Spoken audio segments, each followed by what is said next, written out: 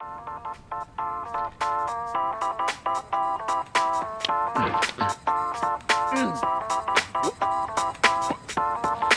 no feeling more intense than starting over. You deleted your homework the day before it was due, as I have. Or if you left your wallet at home, and you have to go back after spending an hour in the commute. If you won some money at the casino, you put all your winnings on red, but it came up black. If you got your best shirt dry cleaned before a wedding, and then immediately dropped your food on. If you won an argument with a friend, and then later discovered that they just returned to their original view. Starting over is harder than starting up. If you're not ready for that, like if you've already had a bad day, then what you're about to go through might be too much. Feel free to go away and come back. I'll be here. Alright, thanks for coming with me on this trip. I'll understand if you have to take a break at any point. Just find a safe place to stop or quit the game. Don't worry, I'll save your progress, always, even your mistakes. This game is a homage to a free game that came out in 2002 titled Sexy Hiking. The author of that game was Jazzo, a mysterious Czech designer who's known at the time as the father of B-games. B-games are rough assemblages of found objects. Designers slap them together very quickly in 3D, and they're often too rough and unfriendly to gain much of a following. They're built more for the joy of building than as objects. In a certain way, Sexy Hiking is the perfect embodiment of a B-game.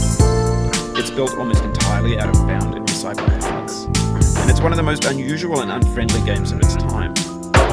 In it, your task is simply to drag yourself up a mountain with a hammer. That act of climbing, in the digital world or in real life, has certain essential properties that give the game its flavor. No amount of forward progress is guaranteed. Some cliffs are too sheer or too slippery, and the player is constantly, unremittingly in danger of falling and losing everything. Anyway, when you start Sexy Hiking, you're standing next to this dead tree that blocks the way to the entire rest of the game. It might take you an hour to get over that tree. A lot of people never got past it. Prod and poke at it, exploring the limits of your reach and your strength, trying to find a way up and over. And there's a sense of truth in that lack of compromise. Most obstacles in video game worlds are fake. You can be completely confident in your ability to get through them once you have the correct method or the correct equipment or just by spending enough time. In that sense, every pixelated obstacle in Sexy Hiking is real. The obstacles in Sexy Hiking are unyielding, and that makes the game unique and frustrating.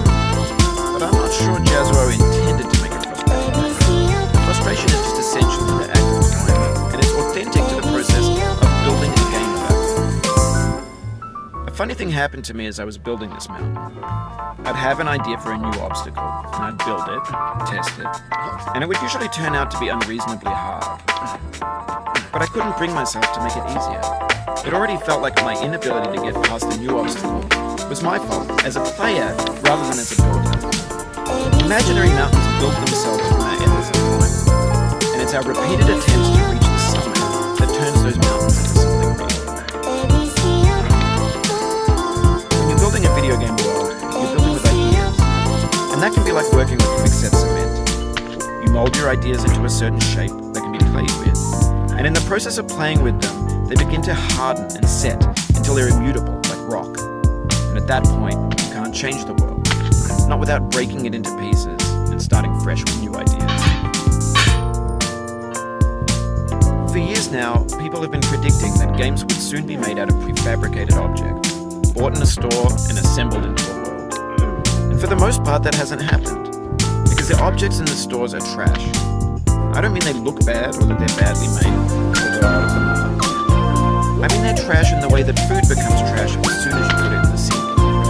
Things are made to be consumed and used in a certain context, and once the moment is gone, they transform into garbage. In the context of technology, those moments pass by in seconds. Over time, we've poured more and more refuge into this vast digital landfill we call the internet. It now vastly outnumbers and outweighs the things that are fresh and untainted and unused. When everything around us is cultural trash, trash becomes the new medium, the lingua franca of the digital age. And you could build culture out of trash. But only trash culture. B games, B movies, B music, B philosophy. Maybe this is what digital culture is.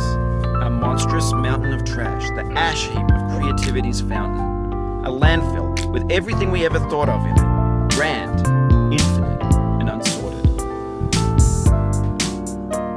There's 3D models of breakfast, Gen X's fanfic novels, scan magazines, green screen Shia LaBeouf, banned stuff scenes on Lively. Facebook's got lifelike bots with unbranded adverts, candid shots of Kanye and Taylor Swift mashups, car crash epic failed chips, Russian dashcam vids, discussions of McRib, discarded, forgotten, unrecycled, muddled, rotten.